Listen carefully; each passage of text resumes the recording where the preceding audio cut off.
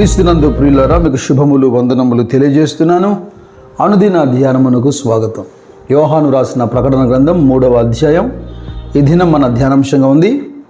7 సంఘాల్లోని చివరి 3 సంఘాలు ఈ అధ్యాయం మనం ధ్యానం చేస్తాం. 3వ అధ్యాయంలో మొదటిగా మనకు కనబడుతున్న సంఘం సార్దీస్ సంఘం. ఈ సంఘాన్ని ప్రభువు మాట్లాడుతున్నప్పుడు యథావిధిగా అన్ని సంఘాలతో మాట్లాడుతున్నట్టుగానే నీ క్రియలను నేను ఎరుగుదును అంటున్నాడు. అయితే ఇక్కడ గతంలో ధ్యానించినట్టుగా కొన్ని సంఘాల్లో మంచి క్రియలని కాదు, కానీ నీ క్రియలు నేను ఎరుగుదును, అదేమనగా జీవించుచున్నావన్న పేరు మాత్రము నీకుంది, కానీ నీవు మృతుడవే. జీవిస్తూ ఉంది సంఘం పేరుకు మాత్రం, కానీ నీవు మృతుడవు అంటున్నాడు. చాలా సందర్భాల్లో మనం గమనిస్తాం కదా, పైన కనబడుతున్నటువంటి రూపం వేరు, ఆంతర్యంలో ఉన్నటువంటి అనుభవాలు వేరు. అందుకే యేసుక్రీస్తు ప్రభువు చాలా స్పష్టంగా తన ప్రజలతో మాట్లాడుతున్నప్పుడు మత్తయి సువార్త 23వ అధ్యాయంలో 27 నుంచి మనం గమనిస్తే, అయ్యో వేషధారులారా, శాస్త్రులారా, పరిచయులారా, మీరు సున్నము కొట్టిన సమాధులను పోలి ఉన్నారు.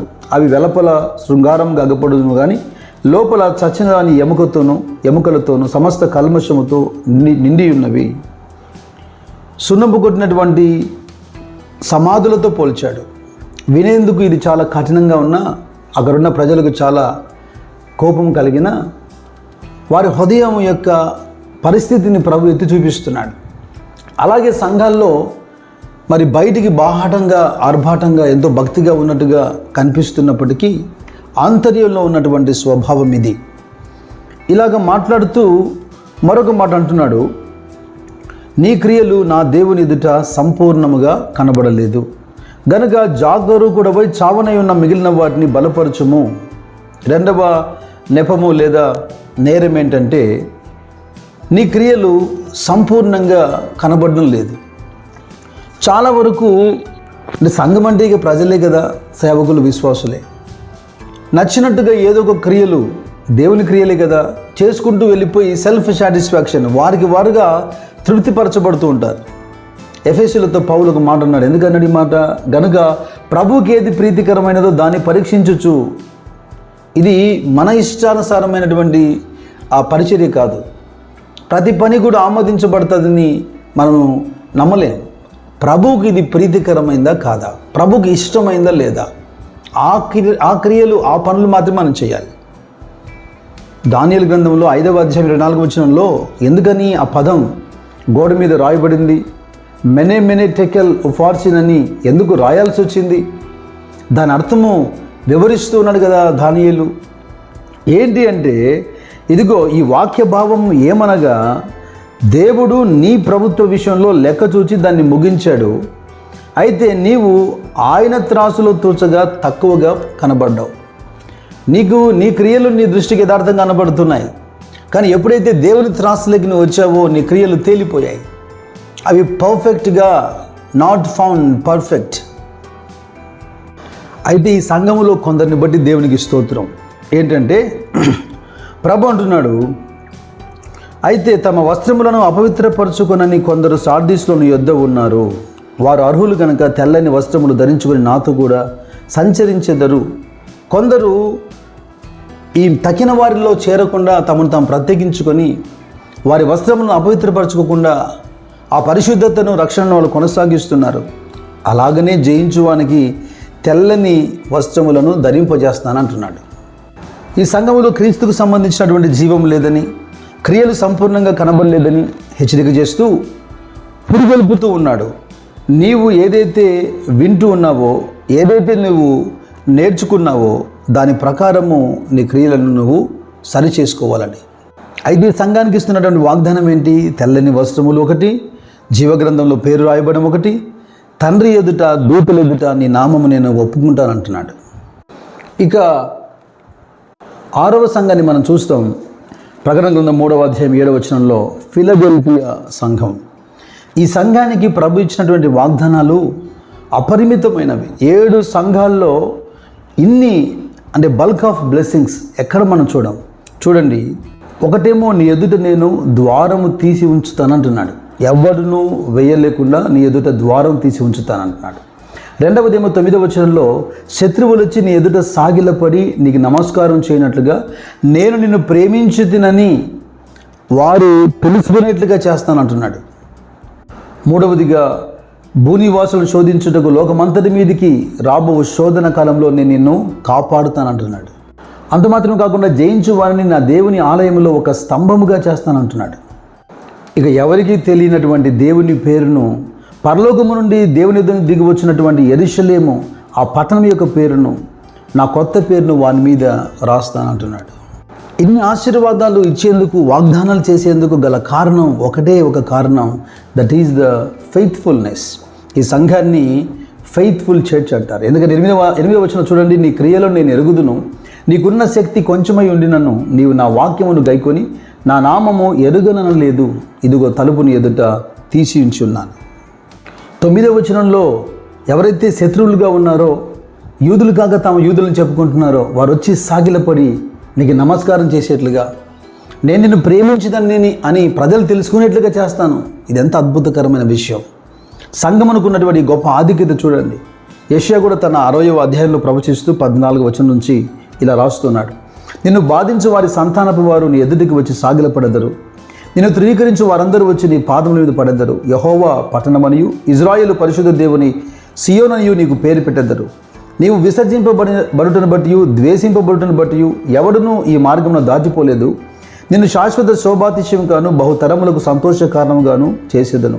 యెహోవానగు నేను నీ రక్షకుడననియు బహు పరాక్రమము గల యాకోబు దేవుడునగు నీ విమోచకుననియు నీకు తెలియబడినట్లు నీవు జనముల పాలు కొడిచి రాజుల చంటిపాలు త్రాగెదవు.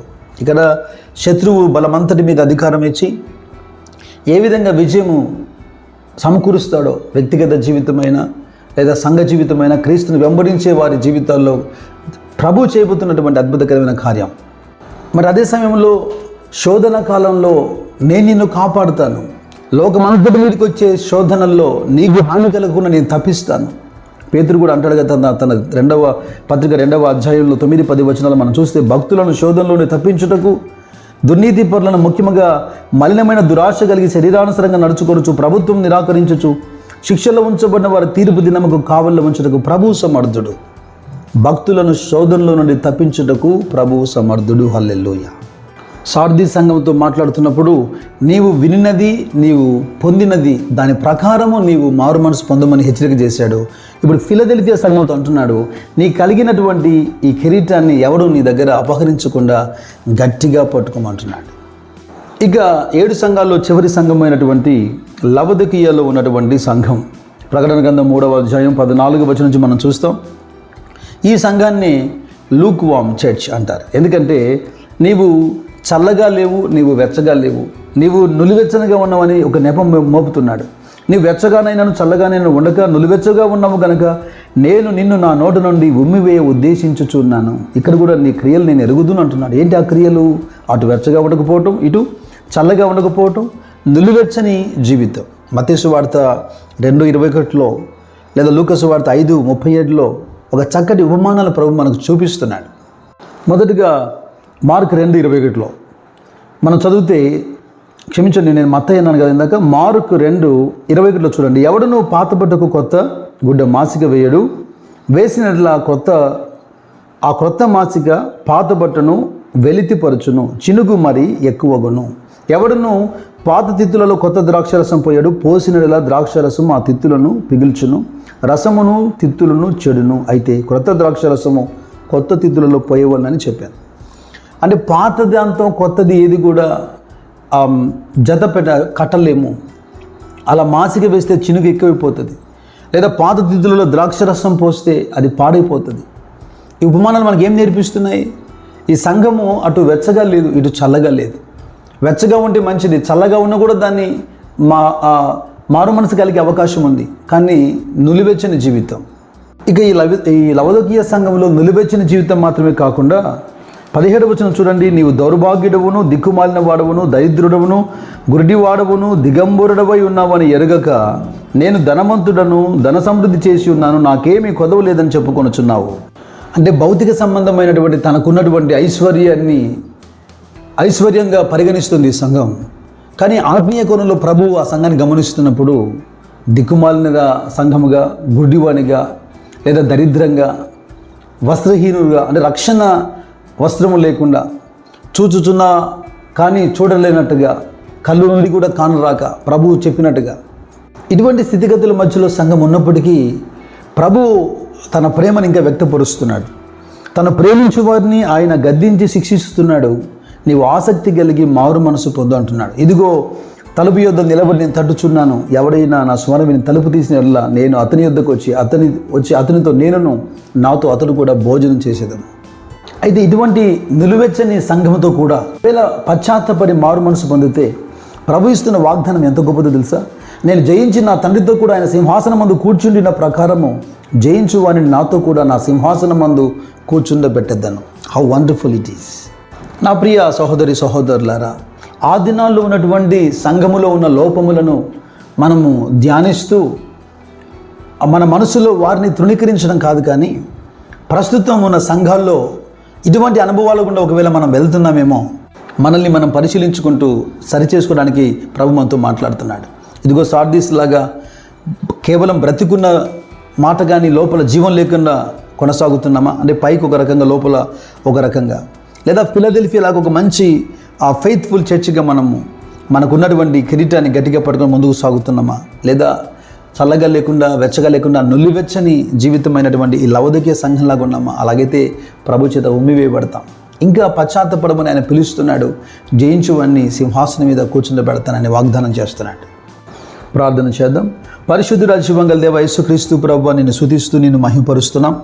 నిజంగా ప్రభువా, బయటికి శృంగారించబడినటువంటి సమాధుల్లాగా కనపడుతూ అంతరంగంలో ఆ అపవిత్రత లేదా ఆ గొప్ప కల్మషముతో మేము నింపబడి ఉండక మమ్మల్ని మేము పరిశీలించుకుంటూ మా జీవితాల్లో కూడా మెనే టెకెల్ ఉపాసిన్ అనే స్వరం లేదా ఆ యొక్క మాట కనపడకుండా మా క్రియలను మేము సంపూర్ణం చేసుకునే కృపా భాగ్యం మీరు మాకు దయచేయండి.